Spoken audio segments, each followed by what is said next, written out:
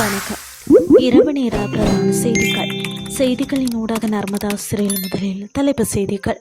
இலங்கை மின்சார சபை ஊழியர்களுக்கு 25% வேதன உயர்வு. அஸ்வஸ்ம கொடுப்பனவு குறித்து வெளியான முக்கிய அறிவிப்பு. அமெரிக்க இராணுவத்தின் வருகைக்காக காத்திருக்கும் ஈரான் புரட்சிகர காவல் படை. இனி விரிவான செய்திகள். இலங்கை மின்சார சபையின் அனைத்து ஊழியர்களுக்கும் 25% வேதன உயர்வை வழங்குவதற்கு தீர்மானிக்கப்பட்டுள்ளது. மின்சார சபையில் தற்போது முன்னெடுக்கப்பட்டு வரும் மறுசீரமைப்பு நடவடிக்கைகளின் ஒரு கட்டமாக இந்த தீர்மானம் எடுக்கப்பட்டுள்ளதாக அதிகாரிகள் தெரிவித்துள்ளனர்.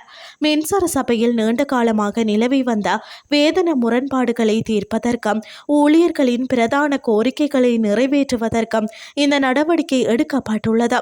இந்த வேதன உயர்வு 2025 ஆண்டு ஜனவரி 1 முதல் நடைமுறைக்கு வரும் வகையில் முன் திகதியிடப்பட்டு வழங்கப்பட உள்ளது.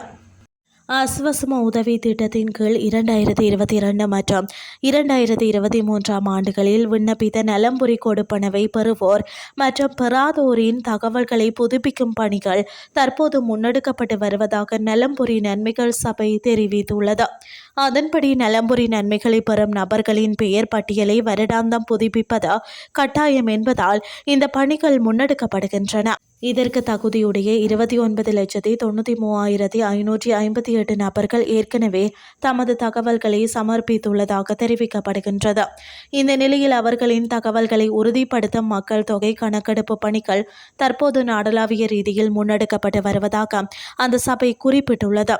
இந்த மக்கள் தொகை கணக்கெடுப்பு பணிகள் எதிர்வரும் 28ஆம் திகதியுடன் நிறைவடைய உள்ளதாகவும், எனவே கணக்கெடுப்பு உத்தியோகத்தர் வீட்டிற்கு வரும்போது தேவையான ஆவணங்களை தயாராக வைத்திருக்குமாறு அறிவுறுத்தப்பட்டுள்ளது. அதன்படி 18 வயதுக்கு மேற்பட்ட அனைத்து உறுப்பினர்களினதும் தேசிய அடையாள அட்டைகள், கடந்த 3 மாதங்களுக்கான மின்சார பட்டியல்கள், காணி உறுதி பத்திரங்கள், வாகன உரிமை பத்திரம் மற்றும் மருத்துவ சான்றிதழ்கள் போன்ற ஆவணங்களை உத்தியோகத்தர்களிடம் சமர்ப்பிக்க தயாராக வைத்திருக்கும் கோரப்பட்டுள்ளமை குறிப்பிடத்தக்கது. இனி வெளிநாட்டு செய்திகள். ஈரானிய வெளியுறவு அமைச்சர் அப்பாஸ் அரக்சி பல அமெரிக்க ஊடகங்களுக்கு நேரடி நேர்காணல்களை வழங்கி அமெரிக்க தாக்குதல்களை மற்றும் ஈரானின் நிலைப்பாடு குறித்த தனது கருத்துக்களை வெளிப்படுத்தினார். போர் சூடு பிடித்து வருகிறது. ஜனாதிபதி ட்ரம்ப் உங்களை சரணடைய சொல்கிறார். ட்ரம்ப் ஈரான் மீது தரைவழி தாக்குதலை நடத்த தயாராக உள்ளார்.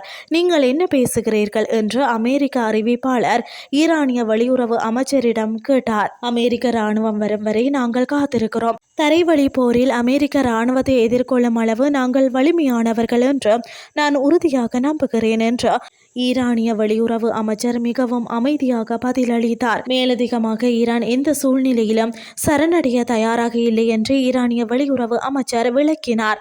நாங்கள் மிகவும் மரியாதைக்குரிய நாடு. நாங்கள் யாருடைய அழுத்தத்திற்கும் அடிபணிய மாட்டோம். அச்சுறுத்தல்களுக்கு நாங்கள் அடிபணிய மாட்டோம். அவர்கள் எங்களுக்கு காட்ட மரியாதைக்கு ஈடாக நாங்கள் யாரையும் மதிக்கிறோம். அமெரிக்கா எங்கள் மீது எதையும் கட்டாயப்படுத்த முடியாது என்று வெளியுறவு அமைச்சர் சுட்டிக்காட்டினார். இத்துடன் செய்திகள் யாவும் நிறைவடைகின்றது. அடுத்து காலை 8:30 எதிர்பாருங்கள். நன்றி.